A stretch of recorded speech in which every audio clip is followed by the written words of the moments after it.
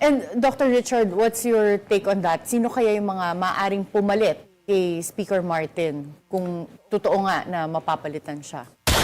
Well, in my opinion, kung papalitan siya because siguro siya ang magiging Vice President if Sara will be impeached. Have it used against the Correct. program or us, Yes, the two of I us agree. here. But yeah, based on what we've heard, 150 million per signature of the congressman.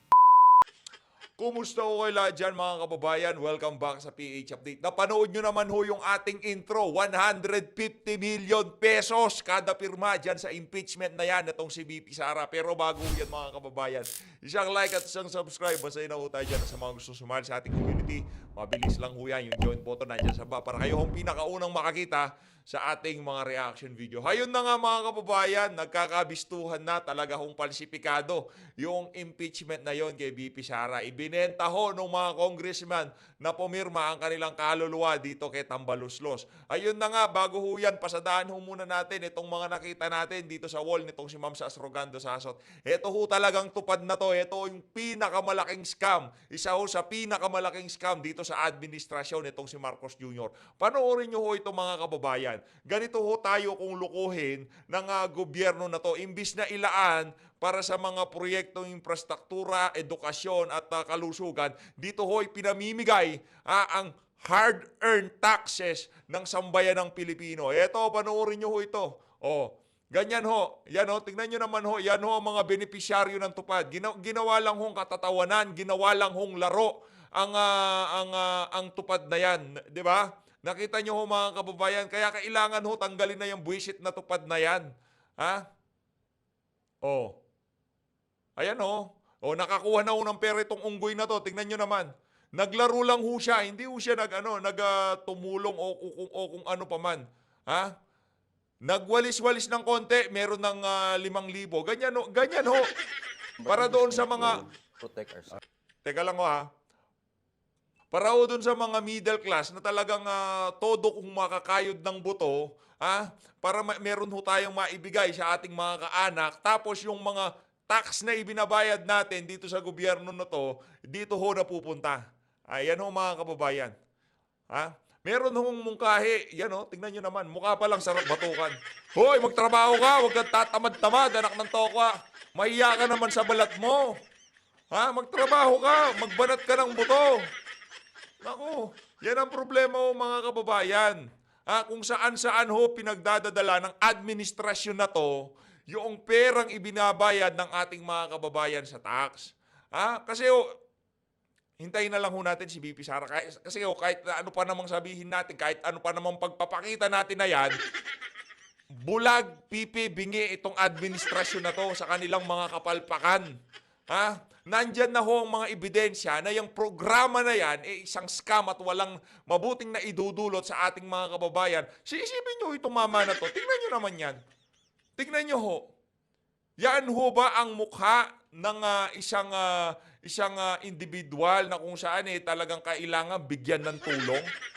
Pinagtatawanan lang ho niya yung tupad na yan. Sir, walang galang kasi kasalanan mo naman Yung mga kasama mo, focus na focus sa pagwawalis. Tsaka yung area na tinatrabaho nila, kahit 2 tao, tapos ho yan Nakita nyo ho kung gaano karami. Hindi lang ho yan. Teka lang mga kababayan, marami pa ho ako ipapakita sa inyo. Ito mga kababayan. Ito, napupuno na ho talaga ako. Diyan sa buwisit na tupad na yan. Tama naman ho yung mga punto de vista nitong si Ma'am Sas Rogando Sasot dito. Ito ang sabi nitong si Ma'am Sas. Nakikita nyo naman ho yung area na linilinisan nitong benepisyaryo ng tupad na to. Kaya naniniwala ho tayo na napakalaking scam. Isa ho sa napakalaking scam, ang buwisit na tupad na yan. Tupad is scam. Just look at this kind of work. That is at most a 2-person job. Totoo naman ho. Tignan nyo naman, nagpupulong-pulong ho sila sa isang lugar para sa picture taking na mapakita na naglilinis at merong ginagawa yung mga benepisyaryo ng tupad na yan. Tupad ay isang pagnanakaw na pinagpaguran ng mga totoong nagtatrabaho. Malaking insulto ito sa mga OFW na halos mategi na sa hirap sa trabaho, makapagpadala lang ng pera pangtupad ninyo. Di ho ba kayo nahihiya dyan? Para ho dun sa mga benepisyaryo, di ho ba kayo nahihiya para dito kay kuya? Kuya, hindi ho ba kayo nahihiya? Magbanat ho kayo ng boto. Kung ibigay ho yung mga perang natanggap nyo na yan doon sa ating mga kababayang senior citizen, PWD, wala ho tayong reklamo. Sa totoo lang, kasi yun ho hindi na makapagtrabaho yun eh. Kung bigyan niya ng gobyerno, okay lang, wala problema. Ibinigay yan para sa edukasyon, walang problema. Infrastruktura, walang problema. Ibinigay doon sa mga kababayan nating bedridden, yung 5,000 na yan, o pambili nyo ng gamot, pambili nyo ng kung ano man ang kailangan nyo sa sakit nyo. Walang problema. Pero ikaw, Brad, malakas ka pa sa kalabaw. Hindi ka na nahiya. Ito siya, hindi ka na nahiya. Tingnan mo sarili mo. Yan nakatakip pa si Ogag, tingnan nyo naman sarap batukan. Hindi ka nahiya sa sarili mo? Anak ng Petrang Garapata. Yan, tingnan nyo naman. Yan. Well, meron Iwinawas-iwas pa ho niya yung perang natanggap niya. Sikat ka ngayon, Brad, siyempre, di ba? Sikat ka ngayon. Hindi naman siya pinapasikat kita. Mali naman kasi, Brad. Yung tupad na yan, talagang ito kanino ibigay yan, nakita nyo, nakapula sila. Yung mga ate na mapupula ang labi, di ba, kinontent din ho natin yon. Yung mga ating kutis porcelana, ang puputi. Tapos, meron silang hawak-hawak na walis. Nagwawalis-walis sila sa daan. Nung pagkatapos ho ng tupad, yung pagwawalis nila, naka-aura ho sila lahat. Yung tipong parang a-attend ho sila sa disco. Ganun ho tayo lokohin ng administrasyon na to. Minsan, sinasabi na lang ho natin sa sarili natin, wala ang magagawa natin, walang utak eh. Anong magagawa natin? Hindi naman nila kayang mag-isip eh. Diba? Yun na lang ho eh. Saya ni Kuya, yan winawas-iwas pa talaga, yan. Ilalagay ko to dito, Brad, para talagang mabisa yung mga ginagawa mong kabalbalan na yan. Enjoy mo yan. Nakadantoko Nasa social media yan. Huwag niyong i-upload kung ayaw niyong mag-viral. Ganun lang kasimple yan. Para sa mga iyakin dyan, pinalabas yung mukha ko, kinuha yung big. Huwag niyong ilagay sa social media. Tayo kasi wala ko tayong social media. Sa totoo lang wala ko tayong personal na social media. Siguro sa mga susunod na araw, gagawa ko tayo ng sarili natin PH update. Kasi basta ayaw ko natin. Tapos, ito yung pinaka-social media natin, PH update. Pero yung personal, wala ko tayo. Huwag nyo na ako hanapin, hindi nyo ako makikita. Wala ako akong personal na Wala ako sa FB, wala ako sa kahit anong social media platform. Hindi nyo ako makikita, mga kababayan. Kahit i-search nyo pa, PH Update, wala ako kayong makikita. Merong mga nagkakatwa, merong mga nagpapanggap, pero hindi ho ako yan. Okay? Dito na ho tayo sa mga magigiting natin mandirigma. Ilagay ko lang, teka lang slice ko lang yung pagmumukha nitong si Kuya, Kuya Tigas Katawan. Tigas katawan, kapal mukha. Diyan ka lang, Brad, huwag kang aalis dyan. Ginusto mo yan eh. Angas-angas mo pa. Wala ko tayong maraming pag-uusapan dito. Dire-diretso tayo dito sa naging interview nitong si Sir Tio Moreno at itong si Doc. Itong si Doc Richard Mata. Isa ho yan sa mga kinukonsidera nating pangpuno doon sa ating kulang-kulang na senatorial lineup. Pag nagkataon gusto din ho kasi natin yang si Doc Richard Mata. Yay! fine. Okay. Kasama po ako sa na-invite, but I said I got the email a day before the event. And then my lawyer said, mahirap yun, one day lang, then you'll appear. And questionable yung invitation kasi it's like you're an expert resource speaker. Parang we would like to hear from you. Pero bakit puro Duterte ang nakalagay doon? So, parang invitation, pero at the end, i-contempt ka. So, we need to seek help. So, we're not against them, but we just need to protect ourselves. Well, merong mga nagsabi na kaya daw kayo pinatawag, yung mga sinasabi mga pro-Duterte vloggers, is because para ma-cite daw ng contempt and then hindi makapag-post until mag-May elections. What are your comments on that? Well, maraming nagsasabi ng ganun, but of course, we cannot accuse them of that. Magiging fake news na naman kami, ito na naman yung sasabihin. But marami pong nagsasabi ng, kasi medyo vocal kami, and ngayon nagkaroon nga ng impeachment, it could be that reason. But we don't know, kasi hindi nga kami umattend. But we are willing to attend. Sana lang ilatag yung I mean, I went to Senate time to time as an expert resource speaker on health. Ganun lang sana. Yung expert lang kami just to put our ideas. Wag yung pagdating doon, may mali ka na. Parang we need to know ano yung mali. Then we could ask our alin doon yung post na fake. We have to defend ourselves before sitting in there. And would you consider yourselves as really pro-Duterte supporters? That's what people are tagging me for, but I'm issue-based. What I've written on social media are more on discussions of the political landscape in the Philippines. So it's not really that I'm always promoting the Dutertes. It's not like that.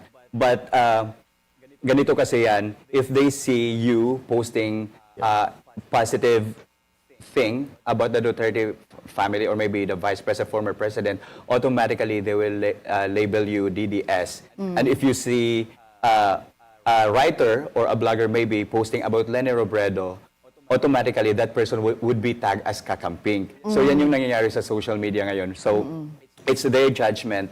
Yeah. Yeah. Okay, so for you, talagang issues-based lang. Yeah. Dr. Richard, based on our research, you are related to Bongo because yung kanyang mom ay pinsang buo First mo. cousin. Yeah. Is that the reason why you're pro-Duterte or are you even pro-Duterte? Yeah, yun, that's just a small issue on that. Even kahit hindi ko relative si Senator Bongo. I mean, I'm from Davao. I'm 53 years old. I mean, I saw how Davao changed. Yung kapitbahay namin, sinusunog ang bahay dahil arson. Maraming pinapatay before. Basta hindi lang nag-agree. That's why they said na parang battleground ang Davao City. Doon ako nakatira before. And then my cousin was raped and killed. Oh my goodness. Yeah. Oh. When I was in high school. So, that was a burden for the family. Takot kami sa Davao City. Kaya lang, hindi kami makakalis dahil simpleng tao lang kami. And then Duterte came.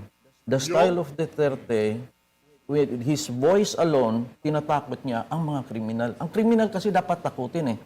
Sabi ni Duterte, kung hindi ko sasabihin, papatayin ko kayo, hindi nila naintindihan na ididimanda ko kayo based on the revised penal code. Hindi naintindihan ng mga kriminal yon. Pero pag Correct, sinabi niya, galing. pag hindi kayo umalis, papatayin kayo. It's just Intimidation tactic. intimidate them. Kaya lang, talang nilabel tuloy siyang gano'n. But it worked. Nawala yung mga kriminal. And our kids, our mga bata, yung anak ko, mga babae, we're safer now. So So that's the I'm reason solid. why you support Solid. for Duterte. And merong dalawang kongresista. Yun no, kasi pagka na-experience ho nila yung serbisyo Duterte, kagaya sa atin, nakita ho natin kung paano nag-transform ang ating komunidad, ha? Talagang nakita ho natin na yung mga durugista noon naghuhugas na ng plato, naglalaban na, ang mabait na nila. Pero ngayon balik trip na naman ho itong mga non-trip na naman ang mga Na ganyan. naglabas ng kanilang views at nagpahiwatig noong weekend ng kanilang tunay na dahilan kung bakit sila pumirma sa impeachment complaint against Vice President Sara. Let's watch this clip. Hindi na ako magpapaka-ipokrito sa inyo. Ayan. Hindi na ako na kapag tayo ay hindi kasama sa majority, karamihan na nangyayari, karamiwan na nangyayari, nawawalan ng pondo. Tama po ba ko doon? Baka mamaya, pag bumoto ko ng impeachment, hindi na natin ito maituloy. Diba? Kasi yung pondo nila dito, baka makuha na. So, ni-vote yes lang gyapon ta kay lisod man guni atong sitwasyon, Sir Jun, kay ako isip congressman sa District 1. Pang ako yung gipanumpaan nga serbisyuhan ang katawhan sa District 1.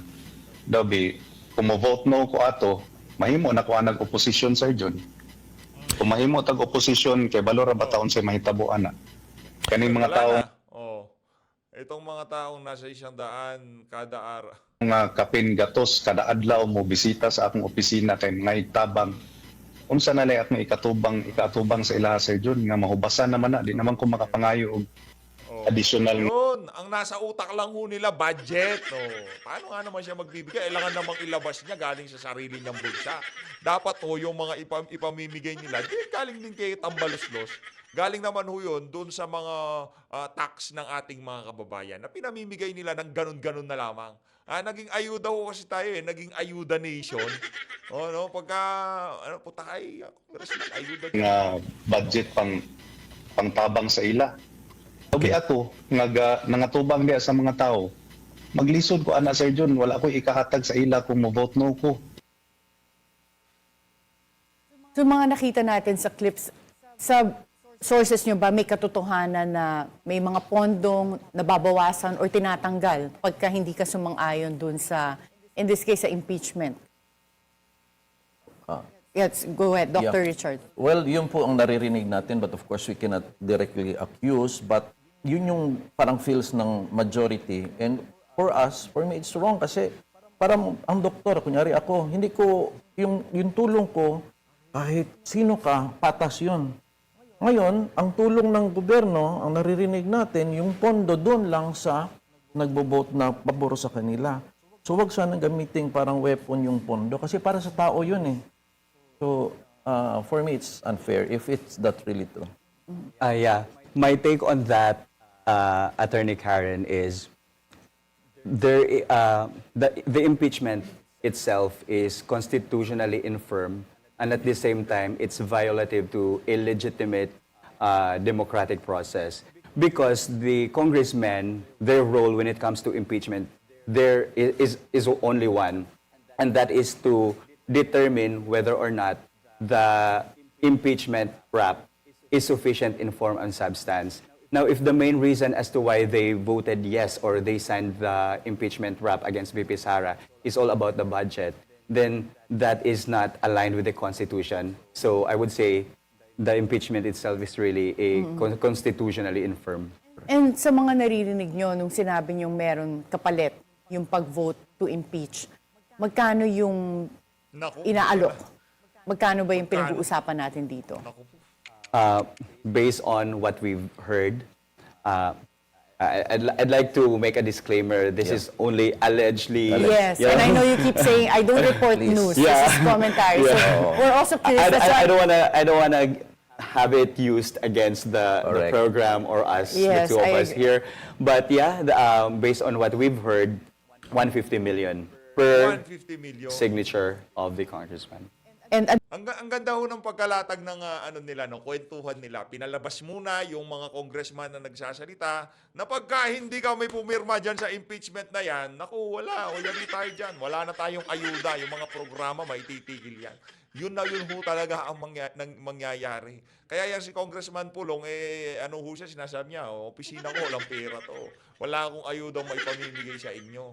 No, walang programa ang unang distrito ng Davao kasi tinanggal ho kasi hindi ho siya kaisa sa mga kabalbalan ni Tamba. ano tong, would you know the composition of this 150 million? Is this cash or in programa ba to? Ano tong 150 million? Actually, it's ACAP and AIX, and more. The other chunk of that Ayuda. is for the infrastructure development of the district. So naka-divide yan lahat, tatlo. And yeah, one Do you of, know yung pagka-divide? How much? I'm not sure with the figure now, but I've written about it. I just can't recall the exact number. Attorney Karen, I'll provide it to you later.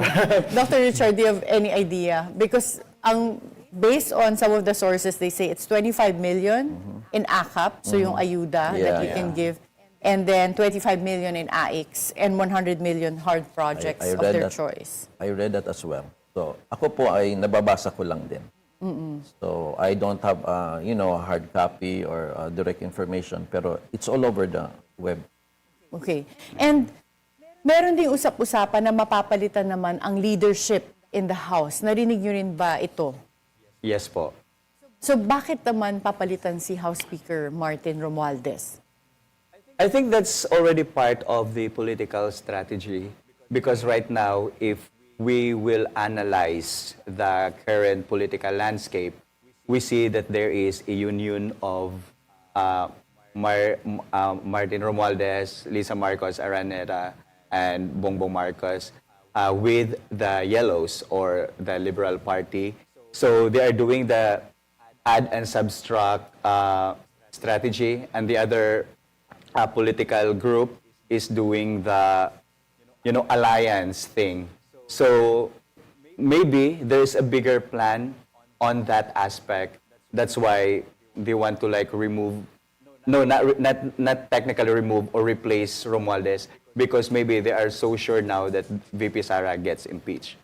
So, yan ang analysis mo. Yeah, that's my own analysis. And Dr. Richard, what's your take on that? Sino kaya yung mga maaring pumalit kay Speaker Martin kung totoo nga na mapapalitan siya? Well, in my opinion, kung papalitan siya because siguro siya ang magiging Vice President. If Sara will be impeached. Not necessarily to take him down, but to have him higher. Because that's what I can foresee, na siya talaga ang standard bearer for 2028. Nagkakabistuhan na, kumbaga, yung larawan talagang lumilinaw na dito sa pagkakataon na to. Aalis si Tamba, parang, tsaka na rin, iwas init sa social media, di ba? Kung sino man kasi yung magiging speaker dyan, yun ang pagtutuunan natin ng pansin eh. Kumbaga, pero behind the scene, ang nagtatrabaho lahat itong si Tambaluslos. Nasabi lang na ikaw yung, kumbaga, puppet speaker ka kung tawagin, no? Pero ang tumitimon talaga, ito pa rin si Martin Tambaluslos. Tapos, siyempre, hindi na siya masyado nakikita-kita. No? Pero siya pa rin naggumagawa ng mga kabalbalan dyan sa House of Representatives. Baka lang ho natin mga kababayan. Pero ibang usapan yun pagka ang ilinagay dyan sa natural. Wala naman hindi naman ipapalit kay Tambaluslos yung mga kaalyado ni VP Sara. No? Baka biglang i-recall ang impeachment. Possible ho kaya yun na yung 28th Congress kansilahin o bawiin. Na-send na, no? Sa na yan, sa Senado na yan. Kumbaga, tingnan na lang ho natin. Sa kanila naman yung prosecution team Yung mga prosecutor sa kanila. O kung ang papalit, itong si Madam Gloria, nako, may kalalagyan itong mga itong impeachment na to pagka si Madam Gloria ang naging kapalit nitong si Tamba. And just my opinion na mababat lang talaga siya sa ratings. So, possibly, kaya kailangan ma-impeach si Sara at malagyan ng cannot run for office anymore. Then, pero the problem there is, mahina pa rin siya Parang if I could suggest them, they need a more popular candidate for 2028 and just do away with all this political stuff na kailan pang i-impeach si VP Sara. Do you think it's backfiring na may impeachment pa? Yeah, it's hindi maganda sa tenga ng 32 million people because we voted the Vice President as a reserve President. And God forbid may mangyari sa President natin, sino yung uupo doon na taong hindi namin binoto? That's unfair. So kaya nasasaktan ang mga tao. Dahil binoto ng tao yan, huwag niyong galawin yan. What about you, Tio? Oh yeah, so as mentioned earlier, I said that it's more on like the political strategy because if it happens that VP Sara gets impeached, based on the Constitution, the President has the power to nominate someone and the Congress would convene for that person to be the next Vice President.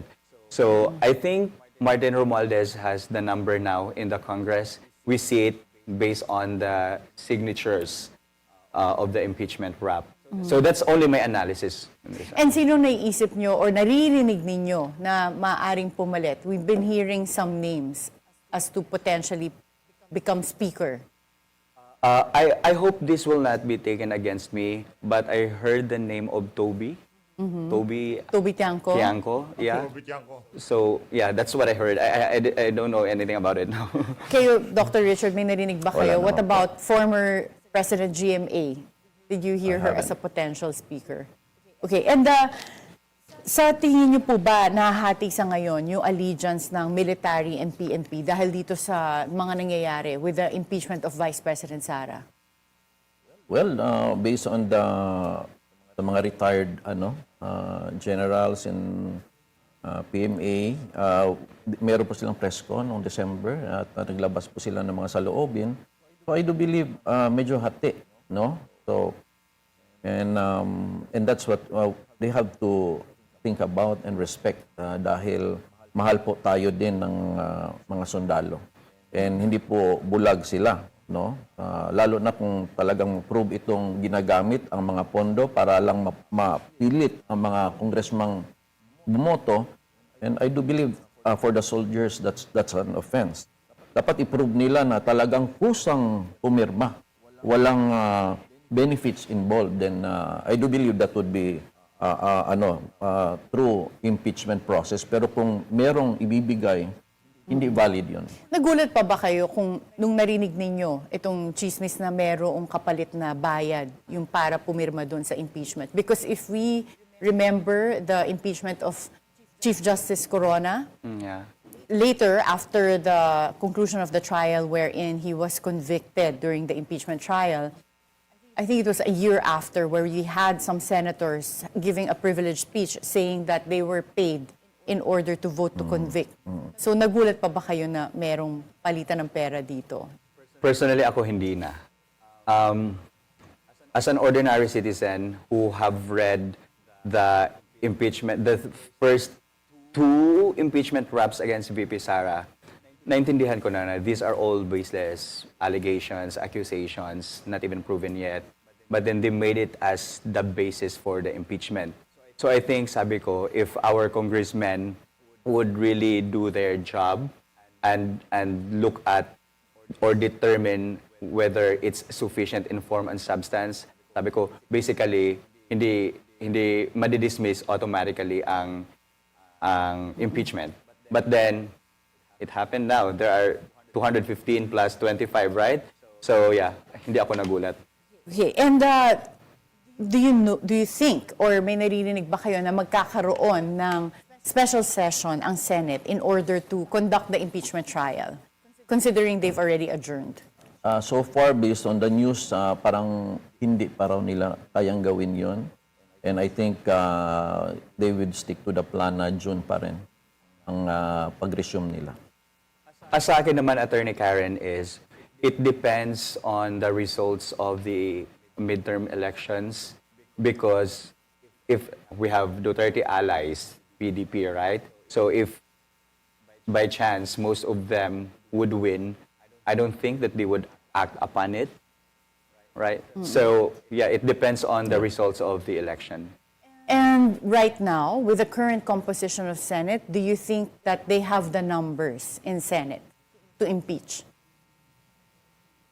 And again, analysis. Kasi lahat naman ito parang kanina pa tayo. We're giving that disclaimer. Yes. This is your own analysis, right, as vloggers. Yeah. I actually have written about it na. The way I see it, Attorney Karen, is this. There are many re-electionists in the Senate now. We only have 2 allies so far, vocal allies. Like we have Senator Bongo and Senator Bato de la Rosa. What about Robin Padilla? He's not a re-electionist. I'm talking about the re-electionist. So these 2 would focus more on their campaign, of course. We have other people who are not re-electionists. We have, Robin Padilla. And I'm also eyeing for the mentor of VP Sara, Lauren Who's that? Legarda. Okay. Also, Amy Marcos is already vocal about her support that she would block the impeachment. So we already have 5 by numbers. And if I'm not mistaken, we only need 8 for 8 senators to rule against the impeachment for the impeachment, what do you call that? The Articles of impeachment articles of would be impeachment. I think it's 8 dismissed. or 9, yeah. Yeah, and So for the articles of impeachment to be disregarded, we just need that. So I think we have the number in the current structure of the Senate You have the numbers to stop the impeachment. to stop the impeachment. And if yeah. there were if this happened, the trial happened after the elections, do you think that they would have the numbers to impeach Doc Richard? Yeah, well, my suggestion for the people then, let's go for pro-Dutertes talaga, as much as we can. Because we need a bigger number to be Pro-Dutertes o safe. pro-Dutertes tayo? It's not about protecting Sara Duterte. It's protecting that Sara should remain in the list to run as president in 2028. That's our right. Kasi ang takot namin, one thing na po yung impeachment eh. But our fear as well is ma-remove siya sa listahan na hindi siya makarun for president. And that we need to protect. Kailangan ng tao na may Sara Duterte na tatakbo ng 2028. So we need to vote pro-Duterte senators. And do you think that At yang si Doc Richard Mata, parang malapit na ho nating ilagay yung larawan niya dyan. Baka bukas ilagay na natin yung picture nitong si Doc Mata dyan. this Lagay na natin might siguro. not sit well with those people who calling for accountability? I mean, as a public official, yung mga naging questions on confidential funds and other issues, that's the other side of the coin. Yeah. What would you say about Well, that? who's saying that, di ba? I mean, hindi naman ang tao ang nagsasabi nun eh.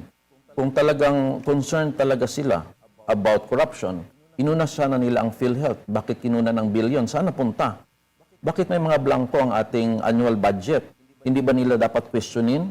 Sino naglagay nun? Yung mga committee nun? Di ba? Mga working groups? So, if you're really that concerned, talagang i-prove mo din sa amin, concerned ka dito, bakit puro VP Sara lang? So for me, it's just politics.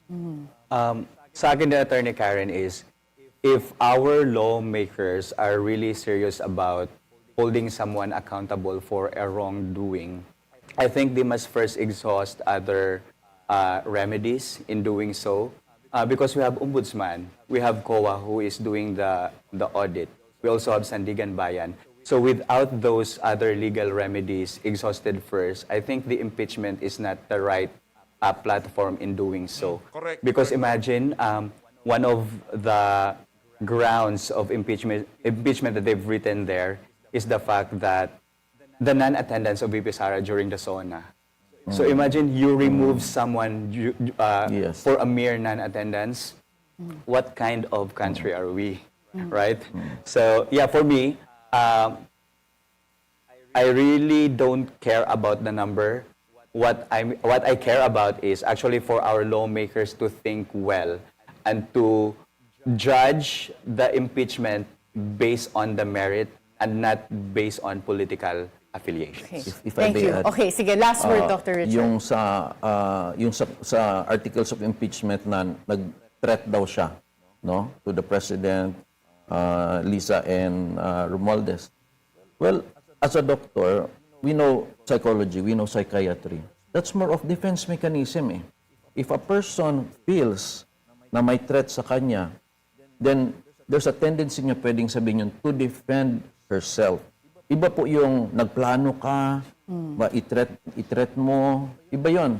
Iba yung nagsa-self-defense ka. So for me, in psychology, it's more of a self-defense, kaya siya nakasabi ng ganong mga words. So it's not a direct threat. Thank you again, Dr. Richard and Tio, for sharing.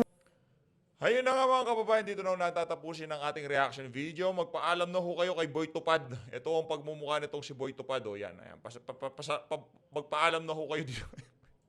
Saya ni Boy Tupad, naka 5,000 siya. So always, maraming salamat to sa pag-support sa PH Update.